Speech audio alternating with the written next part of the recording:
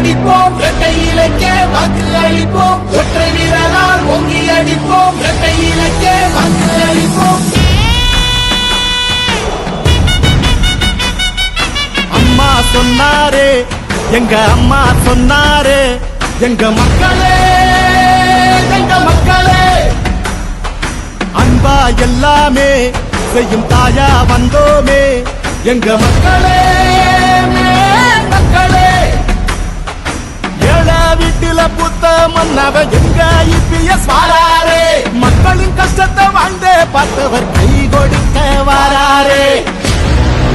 எதுக்கு துணிச்சதா கையை கொடுத்து செவந்ததா இந்த வழியை கொடுத்ததே எங்க புரட்சி தலைவதா.